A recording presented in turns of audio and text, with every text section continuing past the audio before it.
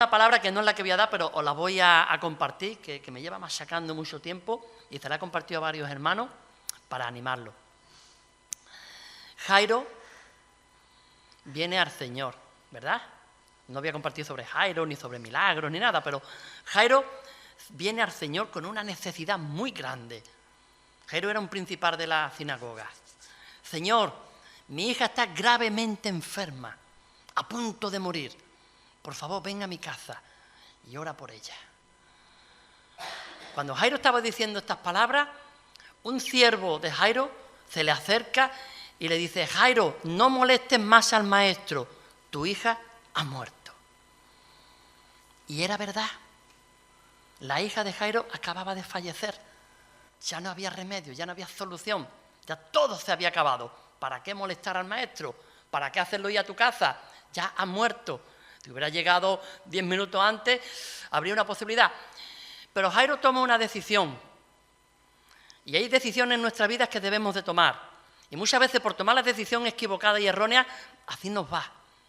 Jairo podía haber pensado y haber decidido, es cierto, porque la noticia era real, era verdadera, no lo estaban engañando. Él sabía que a su hija le quedaban minutos de vida. Y efectivamente la hija murió. Pero Jairo estaba enfrente del maestro, estaba enfrente del dador de la vida. Y Jairo no aceptó la mala noticia. Jairo pensaría en su corazón: es cierto, mi hija ha muerto, pero de todas maneras voy a llevar a Jesús a mi casa. Y tomó la opción correcta. Desechó la noticia negativa: tu hija ha muerto. Y además era cierta, que no era mentira. Muchas veces nos vienen muchas mentiras a nuestra mente y no las creemos. Pues esta no era una mentira, era una verdad. Pero Jairo tomó la opción de confiar en Jesús y se lo llevó a su casa. Y cuando Jesús llegó, le dijo a la gente: la niña no está muerta, la niña duerme. Y dice la palabra que se burlaron de él. La gente se burló de Jesús, ya no de Jairo, de Jesús. Y Jesús cogió de la mano a la niña y dijo: Tabita Cumi, niña, levántate. Y la niña se levantó. Gloria a Dios. Gloria a Dios. Ese es el Jesús en el cual nosotros hemos creído. Un Jesús que puede levantar de la muerte a cualquiera. Un Jesús que cuando tú decides por Él, Él va a obrar en favor tuya. Aunque las circunstancias y las noticias sean contrarias y negativas. Porque la realidad es evidente. La niña estaba muerta, ya estaba fría, se le estaba cambiando el color de la piel, no estaba dormida. ¿Pero hay algo imposible para Dios? Aleluya. Yo predico el mismo Cristo que está escrito aquí. El que resucita muerto, el que sana herida, el que levanta al caído, el que da ánimo al desanimado, el que ama al pecador y aborrece el pecado. Ese Jesús es el mismo que tú y yo creemos. Y aunque no vemos muchas manifestaciones hoy en día como en la época de grandes milagros y de grandes prodigios, pero qué más milagro de que tú y yo hoy estemos aquí escuchando la palabra de Dios. Ese es el primer milagro y más grande de todo, que tú y yo hemos sido salvados por Él. Ya no quiero, ¿yo para qué quiero ver el Mar Rojo abrirse? ¿Para qué? ¿O el Mediterráneo? ¿Para qué? ¿Qué bien? ¿A Ceuta caminando? ¿O no? O a Melilla, que está enfrente de Málaga. ¡Qué tontería! Yo sí quiero ver a mi familia rendida a los pies de Cristo. Yo quiero ver a mis amigos y a los que yo conozco. Y ese es el primer y más grande milagro que puede haber hoy. Yo quiero ver matrimonios restaurados. Yo quiero ver enfermos sanados. Y esos son milagros que hoy en día el Señor hace. Pero tenemos que poner de nuestra parte. Dios no es un mago, el mago de la varita. Señor, saca tu varita y concédeme 3 deseos. Que al final no son 3, son 300. Son 300 porque no paramos de pedirle. Son 300. Ese no es Dios. Dios tiene gracia, misericordia de nosotros, pero nosotros tenemos que poner de nuestra parte. Nosotros tenemos que andar conforme a su voluntad. Y su voluntad la vamos a encontrar aquí escrita. Esta mañana he compartido en la iglesia sobre la llenura del Espíritu Santo y tenía mucho temor sobre esta palabra, porque es una iglesia multidenominacional y aunque no he predicado acerca de las locuras No, es hacer una cosa coherente, una cosa que está escrita en la palabra. Ser llenos del Espíritu Santo, ser llenos de Dios, para andar en santidad, para obedecer su palabra, para creer, para saber cuál es la voluntad de Dios para tu vida. Cuando tú estás lleno de Dios, tú entiendes todas esas cosas. Pero cuando estamos llenos de nosotros, no entendemos ni qué nos pasa. No lo entendemos. Pero cuando estamos llenos de Dios, entendemos hasta las circunstancias adversas que vienen a nuestra vida, el porqué de esas circunstancias, y le damos gracias, como hemos cantado, y le damos gracias, a pesar de la situación difícil. Esta mañana, bueno, esta tarde, ya es tarde, quiero hablar acerca un poquito, a ver si me sale bien, de lo mal que nos sentimos cuando pecamos, ¿verdad? Lo condenado que nos sentimos cuando pecamos. Y sobre todo cuando sabemos que estamos pecando, pero nuestro orgullo y nuestra carnalidad nos impide el dejarlo y seguimos adelante con el pecado. ¿Cuántos de nosotros no nos hemos sentido mal, miserable, cuando hemos pecado? Todos, ¿verdad? Todos. Si tú no te sientes miserable y mal cuando estás pecando, tienes un problema. Tienes un gran problema. Tienes muy poco de Dios en tu vida. Pero cuando tú tienes a Dios en tu vida y pecas y haces lo incorrecto, tú te sientes mal, porque yo me he sentido mal. Y todos nos sentimos mal. Y a veces nos sentimos hasta miserables. Y pensamos, ¿qué pasa? Señor, ¿hasta cuándo voy a seguir tropezando en esta misma piedra? ¿Por qué no quitas la piedra del camino? Pero mira qué sencillo es. En vez de quitar la piedra del camino, desvíate de la piedra. ¿Me entiendes o no? La piedra está ahí. No seas tan necio de tropezar 2 o 3 veces la misma piedra. La piedra no se va a quitar. Tú eres el que tienes que rodear la piedra. Pero le pedimos al Señor, Señor, quita la piedra del camino. La piedra está ahí por algo. Aleluya. Tal vez has pensado, y muchas veces pensamos, otra vez he vuelto a pecar. Y además en el mismo pecado. En la misma cosa. En la misma tentación que me tiene, que no la puedo superar. Lo mejor es abandonar. Y tristemente muchos hacen eso. Cuando no superan esa tentación, ese pecado que una y otra vez los tiene agarrados, abandonan el camino.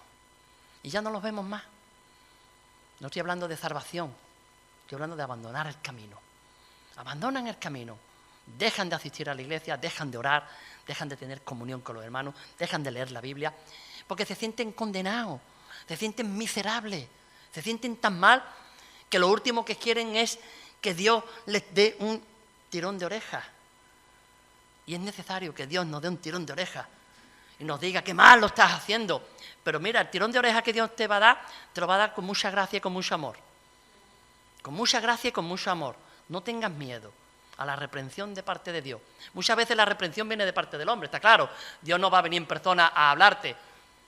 Puede venir, pero no creo que lo soportes.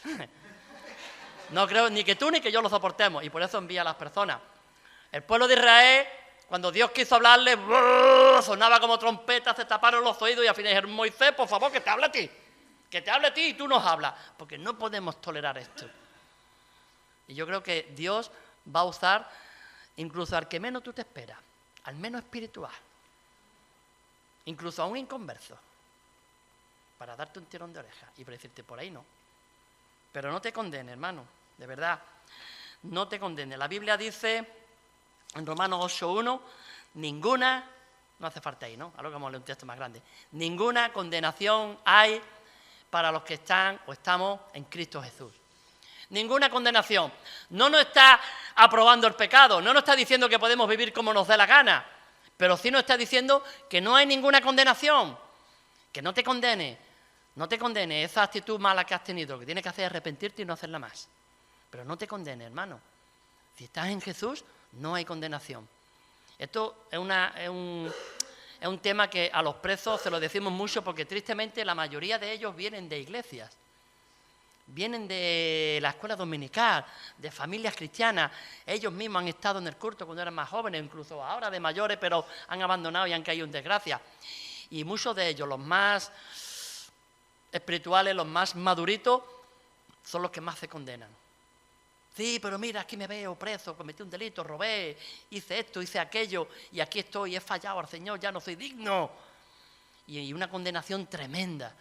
Y tenemos que usar en ello una gracia, de verdad, una gracia, que si más de uno vinieran a las iglesias, no durarían ni 5 minutos.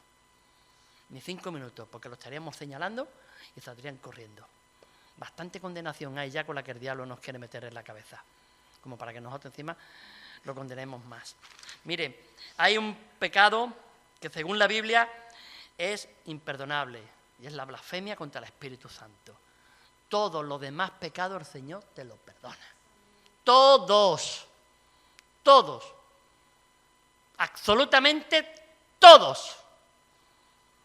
Ya puede ser el más horrible y el más sanguinario y el más perverso que tú hayas cometido o quieras cometer o cometerás. Esperemos que no.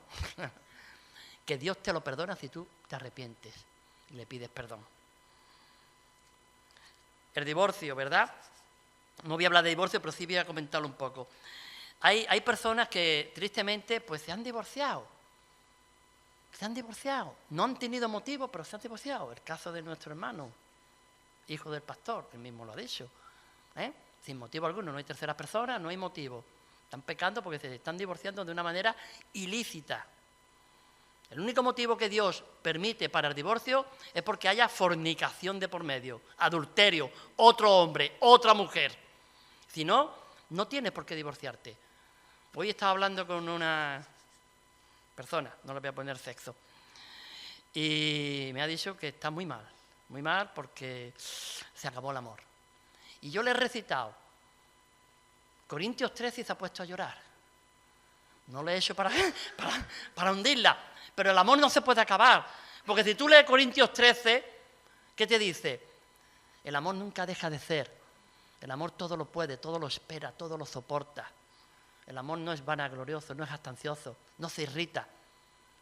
El amor nunca deja de ser. Así que no me cuentes la historia de que se acabó el amor. Y como se acabó el amor, he dejado a mi mujer o he dejado a mi marido. Eso es porque tú no has avivado la llama del amor. Y le he dicho, pues yo me voy con mi mujer muchos fines de semana a un hotelito. Ah, sí, digo, pues claro. Pues claro. ¿Con quién me voy ahí? Que a mi mujer no la tengo yo en la casa para que me cuide los niños, fregue los platos, planche. No, esta cosa la hago yo también. La tengo porque la amo y ella me ama a mí. Y esa llamita la tenemos que avivar con estas pequeñas cositas. Tenemos niños más difíciles, bueno, pues se queda mi hija la mayor, mi hermana, te ha quedado algunas veces. Hombre, no lo hacemos muy a menudo por el tema económico, pero un cumpleaños, un aniversario, y tomamos nuestro tiempo. Aunque en la casa ya nos amamos y nos respetamos y todo, pero es bueno despejar, ¿verdad? Y irte solito, como cuando éramos, no novios, porque de novios no se hacen esas cosas. Como cuando éramos recién casados. Como cuando éramos recién casados, una escapadita romántica, una cena, una cenita. Una vez me acuerdo que íbamos de cena romántica y acabamos en el Pizza Pan. En el Pan and Company, un bocadillo. Porque estaban todos los restaurantes a tope, y pues no esperar, vamos, y eran ya las 12 de la noche, mira, aquí en el Pizza Pan, un bocadillo. Pero echamos toda la noche de paseo, cogidos de la mano, dando vueltas por todo el centro de Málaga, aunque la cena no fue romántica, pero el tiempo sí, pasamos mucho tiempo juntos y acabamos con un dolor de pie de tanto andar. Mira, el divorcio se perdona, hermano, el divorcio se perdona. Y ya no hablo del marido a la mujer a la vida, sino la congregación a la persona. Lamentablemente tenemos la tendencia de señalar a las personas por el pecado que ha cometido, y más si es un pecado que se ve. Pero el Señor también desprecia otros pecados que no se ven, como por ejemplo la envidia. ¿Qué pasa con la envidia? ¿La envidia se perdona y el divorcio no? ¿Y el odio? ¿Y la mentira? ¿Y tantas otras cosas que están en el corazón y que no se ven? Pero Dios sí la ve. Lo que pasa es que el divorcio, el robo, todas esas cosas son visibles. Pero no debemos de acusar ni condenar a nadie por ninguna actitud incorrecta. Hay que dejarlo en las manos de Dios y que Dios obre. Mira, tenemos el ejemplo más claro del rey David. En Hechos 13:22, vamos a leer. Hechos de los Apóstoles, gloria a Dios.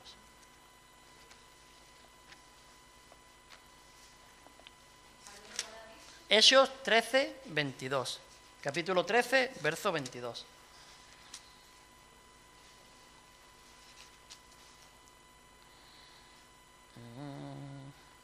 Yo lo leo.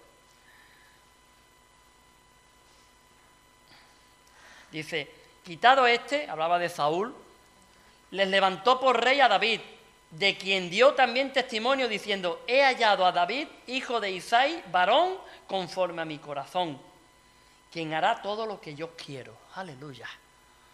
Varón conforme a mi corazón. Ese era David.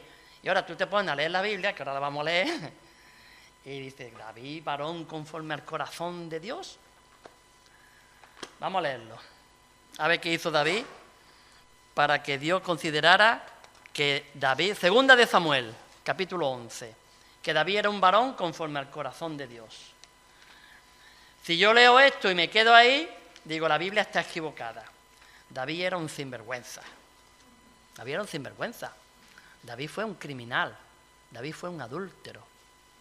David hizo todo lo peor y desechable que puede hacer un ser humano. Vamos a leerlo.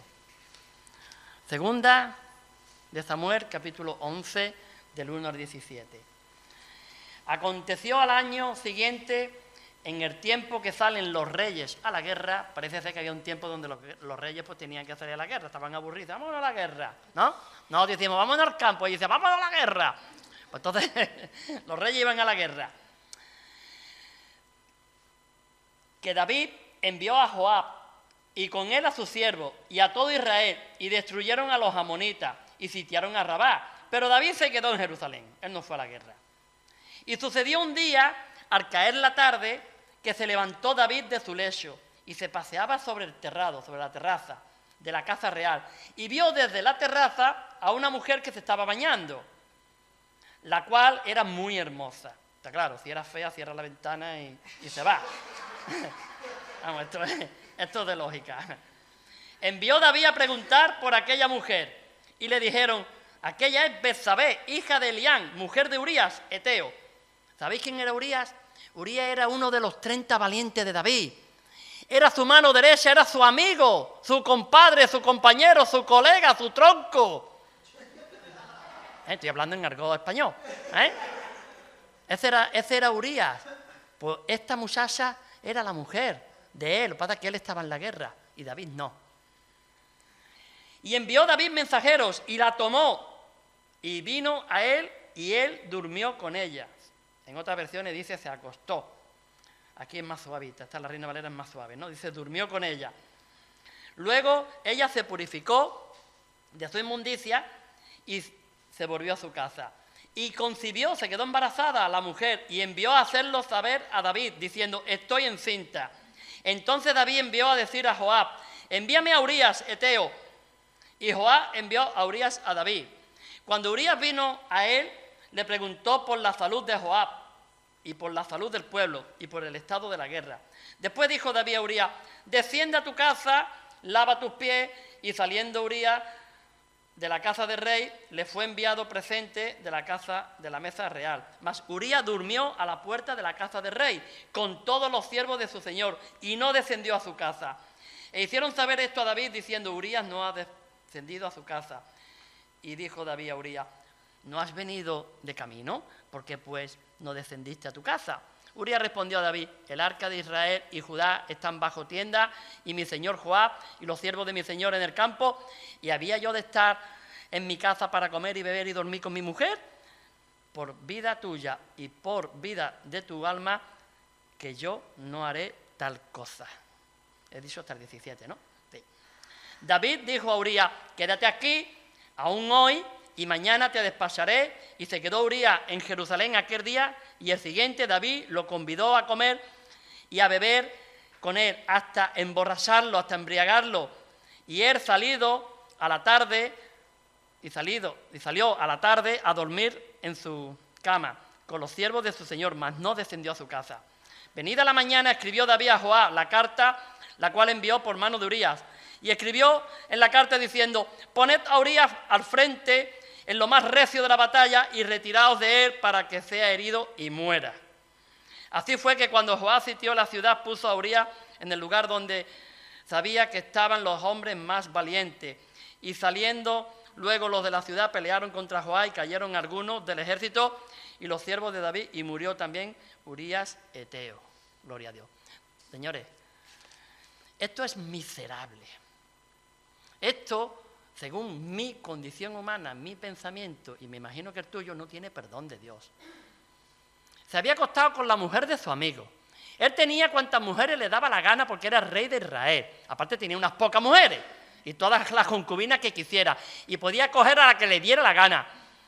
Pero cogió a esa muchacha, que además era la mujer de su gran amigo, de su general, del que había estado con él codo a codo en los tiempos difíciles, en los tiempos chungos, los 30 valientes de David, cuando vivían en la cueva de Adulán, cuando estuvieron peleando con los filisteos y con todo el mundo. Y no consiguió su plan de que no se descubriera que él había dejado embarazada a la mujer, y como no se descubrió porque este hombre era más fiel que David y era mejor hombre que David, pues dice: ¿qué hago? Pues me lo cargo, me lo quito del medio, pero no lo puedo asesinar. Entonces lo llevo a la batalla y cuando esté en el furor de la batalla se retira el ejército y allí muere. Y ya me quedo yo libre de culpa. ¡Aleluya! ¡Qué gran plan tengo! Pensaría David. ¡Qué gran plan tengo! Y lo hizo y lo llevó a cabo. Y Urías murió. Pero lo que David no contaba es que hay un Dios que lo ve todo. Que hay un Dios que no pasa nada por harto. Pero también hay un Dios misericordioso. Y por eso David acabó como acabó, que no acabó muerto. Por la gracia y la misericordia de Dios. Porque David merecía la muerte. Primero por el adulterio. Porque según la ley de la época, a las adúlteras, junto con los adúlteros, había que apedrearlos. Pero él era el rey, ¿quién se iba a atrever a apedrearlo? Pero él tenía que tapar su vergüenza. Y la única manera de taparlo era haciendo creer de que era el marido el que la había dejado embarazada. Y como no lo pudo conseguir, pues planeó este plan. Y encima en la carta donde decía todas estas órdenes las llevaba el mismo Urías, pobrecito. Él llevaba la carta en su bolsillo con su misma condena de muerte. Tremendo, vil, miserable. ¡Qué pena! Aquí diríamos qué asco de hombre. De verdad, da pena. Pero algo sucedió en la vida de David que no acabó mal. Y algo sucedió en la vida de David que la Biblia en el Nuevo Testamento se atreve a decir que era un hombre conforme al corazón de Dios. Algo tuvo que suceder. Vamos a leer capítulo 12, ahí mismo, del 1 al 10. Como Dios lo sabe todo y Dios no pasa por alto nuestras transgresiones, aunque pensemos que sí, no las pasa por alto. No las pasa. No nos va a dejar estar en ministerios o en situaciones cuando tu vida es un desastre. No nos va a dejar. Aunque aparentemente aparentemos estar bien, porque somos muy dados al engaño, a la hipocresía. No estoy condenando a nadie, perdonadme. Estoy hablando género general, no todo cristiano, no de esta congregación, somos muy poquitos, no, sino en general.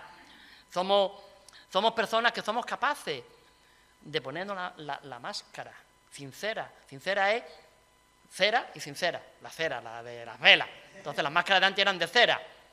Entonces se ponían la máscara. Entonces una persona sincera es que no tiene máscara, es que es tal como es. Pero no somos así, somos hipócritas. Nos ponemos la máscara de la sonrisa o de la tristeza. Pero Dios lo ve todo. Jehová envió a Natán a David y viniendo a él le dijo: había dos hombres en una ciudad, el uno rico, el otro pobre. El rico tenía numerosas ovejas y vacas, pero el pobre no tenía más que una sola corderita que él había comprado y criado, que había crecido con él y con sus hijos juntamente, comiendo de su bocado y bebiendo de su vaso y durmiendo en su seno, y la tenía como a una hija. Y vino uno de camino al hombre rico, y éste quiso tomar de sus ovejas y de sus vacas para guisar para el caminante que había venido a él. sino que tomó la oveja que el hombre pobre y le preparó perdón, es que no, esta gafa ya me la tengo que cambiar, para aquel que había venido a él. Entonces se encendió el furor de David en gran manera. Claro, era un rey, tenía que gobernar, tenía que ajusticiar, hacer justicia a los demás, no a él mismo. Y entonces se encendió el furor de David en gran manera contra aquel hombre y dijo a Natán: vive Jehová, que el que tal hizo es digno de muerte.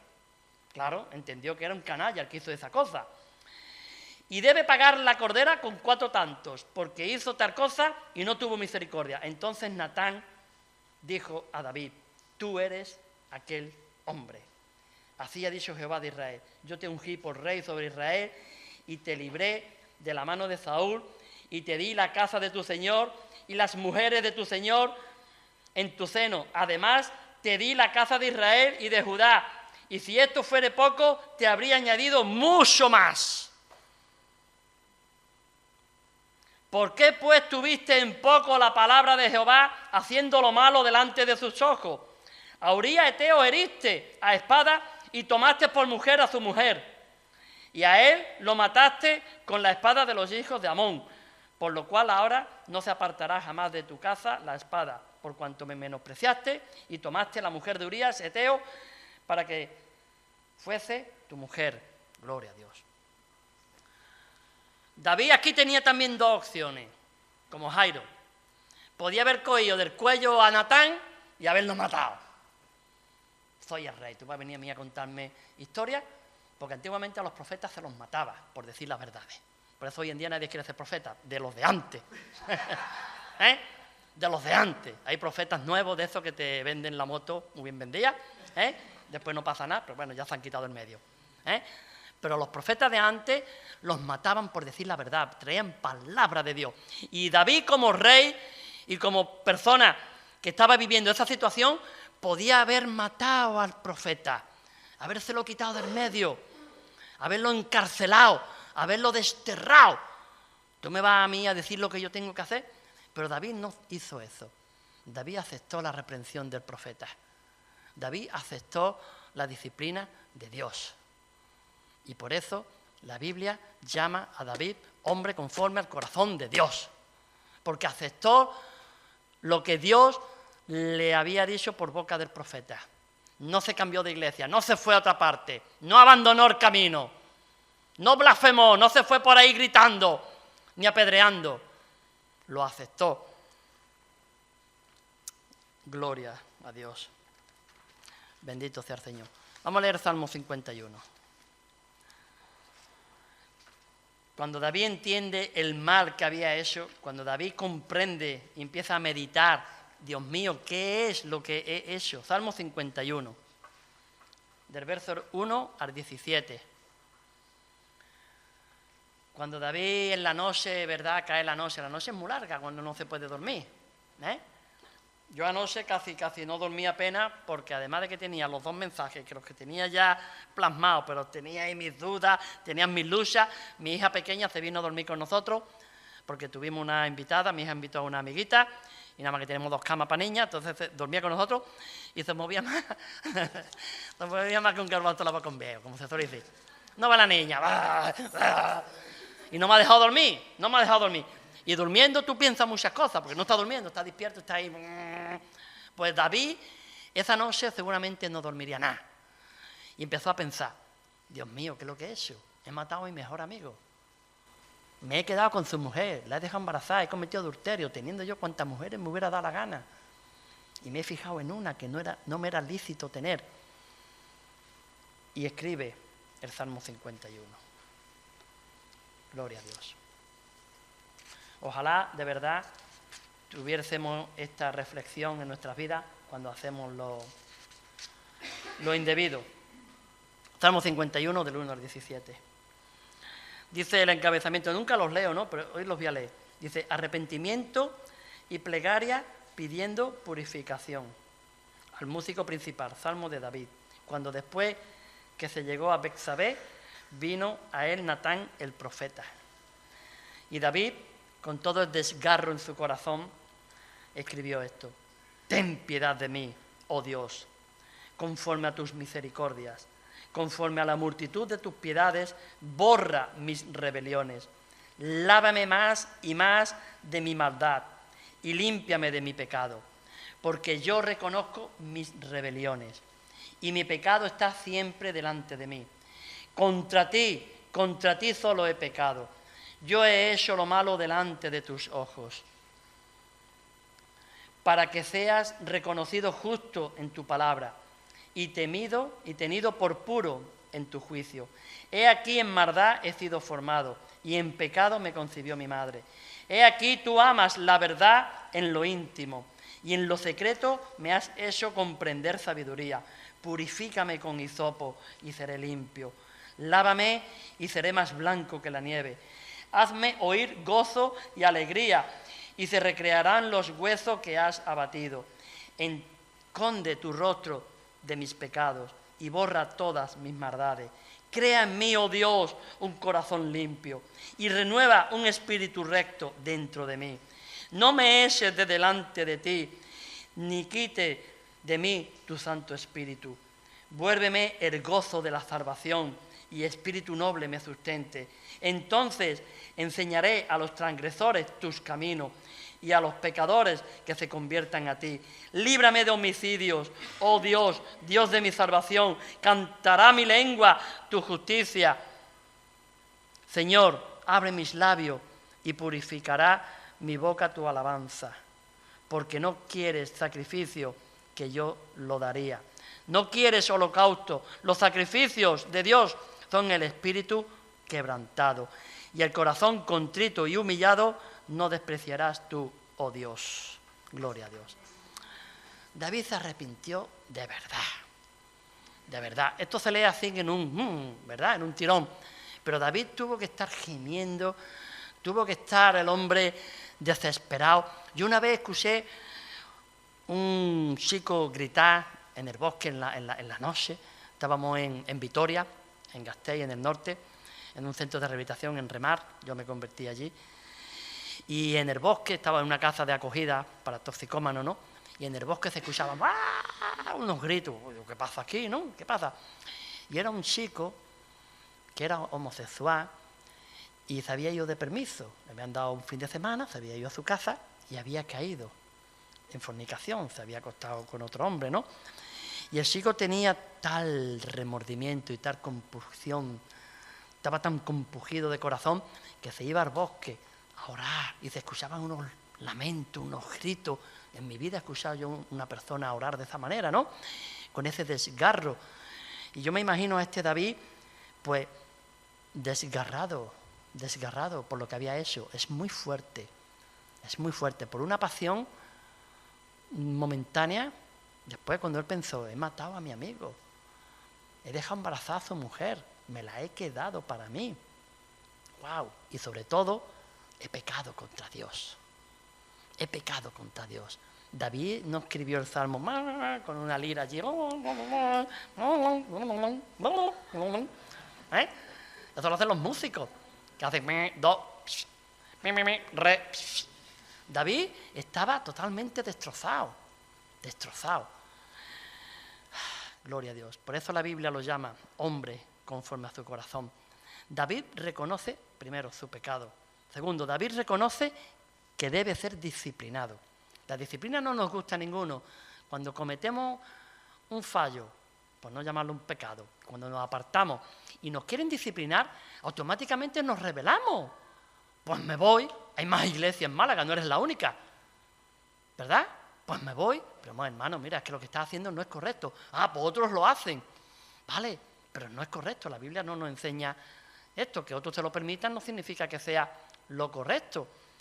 David clama a Dios por perdón, clama, yo no sé cuántas noches se tiraría el hombre clamando, esto no es cuestión de 5 minutos, se lee en 3 minutos, en 30 segundos se lee, pero David estuvo ahí clamando y clamando por perdón. David se arrepiente y pide restauración, y eso es un hombre que tiene un corazón conforme a Dios. Aleluya. Esta palabra no quiero que sea para condenar a nadie, ni mucho menos, pero sí para que nos ayude a que sea lo que sea lo que hayamos hecho, lo que tengamos guardado, que sepas que el Señor te lo perdona. Siempre y cuando tú vayas y le pidas perdón. Siempre y cuando tú te arrepientas. No hay ningún pecado que no sea perdonable. Ya te lo he dicho. Todos los pecados se perdonan. Tal vez haya un hombre que te señale. Cuando digo hombre me refiero a raza humana, hombre o mujer. Tal vez haya alguien que te señale. Tal vez haya alguien que ni te perdone. Tal vez haya alguien que te lo eche en cara cada día. Pero si tú te has arrepentido y tú le has pedido perdón a Dios, ese pecado ha sido borrado. Ese pecado ya no existe más. No te acuerdes ni tú. El diablo sí se acuerda, porque para eso está, para acusarnos diariamente de lo que hicimos. Pero dice la palabra de Dios que Él no se acuerda. Él coge nuestros pecados y los lanza al fondo del mar.